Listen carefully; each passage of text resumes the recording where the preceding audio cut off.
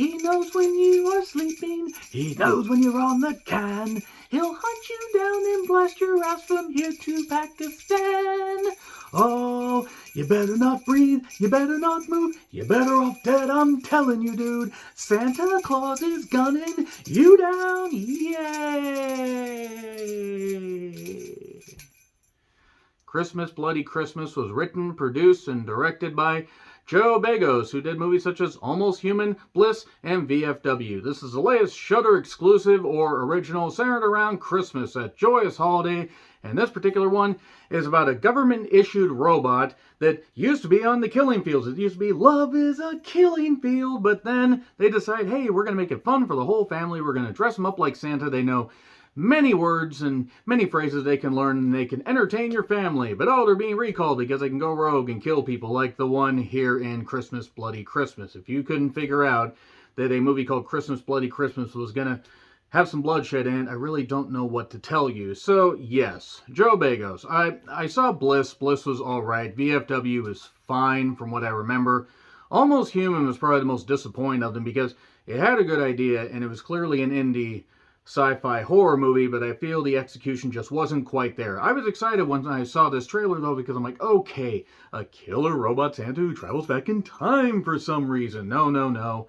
It's just about a killer robotic Santa Claus. So, okay, can we have as much fun as Futurama did with this? Can we have some colorful, stupid characters that make stupid decisions, but it's all fun and tongue-in-cheek, and can we just have fun with it for 85 minutes? We could have. The movie didn't want to do that, though. This movie treated the material way too seriously. If you're going to have a movie about a killer robot Santa, have fun with it. Just have fun with it, and have fun with the characters, and enjoy yourself, and just sink your teeth into the absolute dark comedic cheese that is a movie about a killer robot Santa. This movie somehow manages to make that concept aggressively boring. It also has some of the most annoying characters this side of, well, Terrifier 2.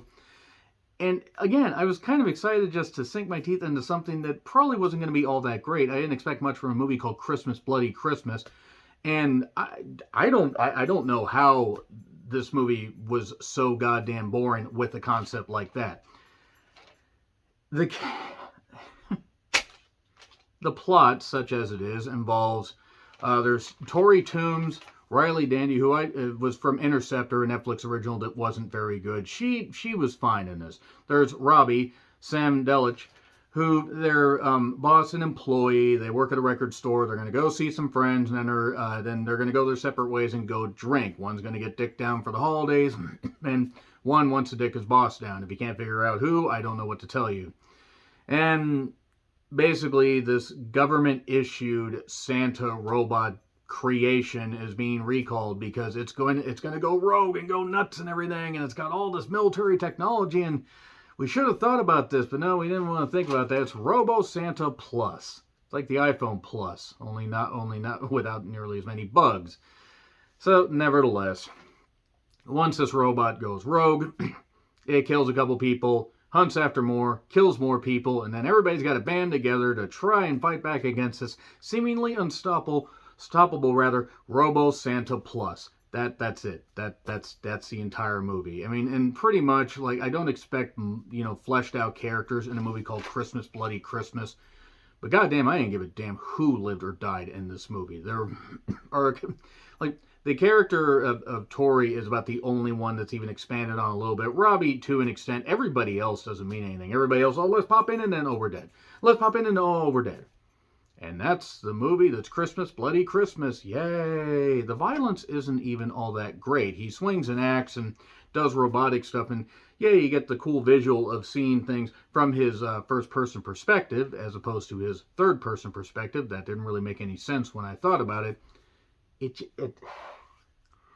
I don't know why this movie ended up being so boring. I really don't. I mean, I can't state enough just how boring this was. Now, the concept of it actually is kind of good, and there are a couple moments where I'm like, okay, this isn't bad.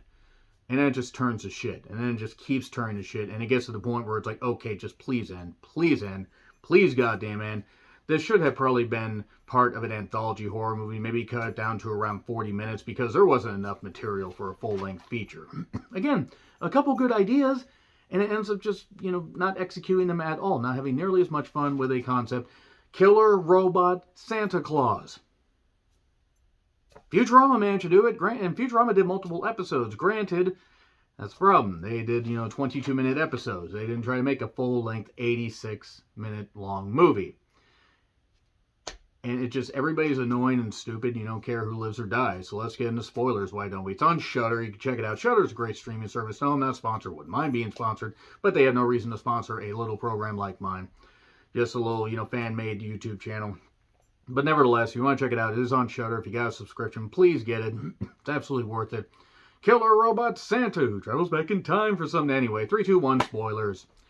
Okay, so basically, Tori has to fight back after her and Robbie end up in drunken high sex, where she just gets the oral of her life.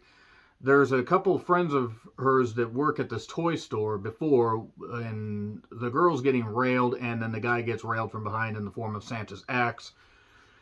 And then the Santa goes on the loose. While Tori and Robbie are in a bar, they're kind of being a little flirtatious. There's this other guy, this cop that shows up, who talks about not wanting to go home to his wife, basically because his wife has a yappy dog. She's on vacation, and the yappy dog doesn't listen to him, and he's a big old, sourpuss.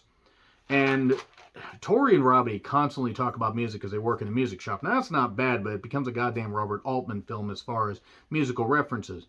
And that would be fine if any of these characters were interesting, but they aren't. The Santa arrives, kills one dad with an axe to the back, kills a woman by axe in her eye, kills the kid. They show the kid death a little bit more off camera, but it is what it is. Of course, nobody can find their phones. They introduce Tori's sister, Liddy, and her significant other, or a boyfriend, or a guy she picked up on the side of the road, for all I know. Introduce them for 3 minutes, and then they're dead. And then Robbie gets killed. Santa enjoys ripping out windshields. That's one thing I noted. He loves to rip out windshields, and she runs him over. But that doesn't work. This cop comes in, and then he gets his windshield ripped out, and then decides to shoot. And he shoots, he scores, but then he ends up getting killed. And then Tori is all covered in blood, driving away, and then ends up in the arms of more cops, the few cops that are in this particular unnamed small town. And then there are just 2 cops there.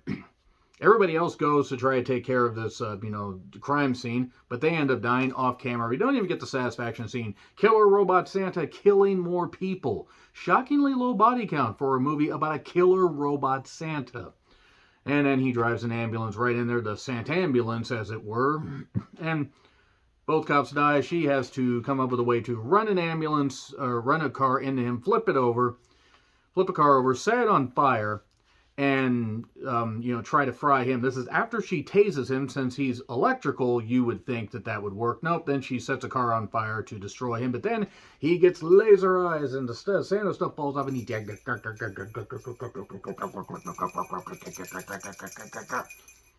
just doing all the laser shit and whatever. And then she manages to stab him with a sword against the wall. That doesn't work because she works at a comic shop. Every comic shop that happens to have VHS tapes and records would have a sword, because why not?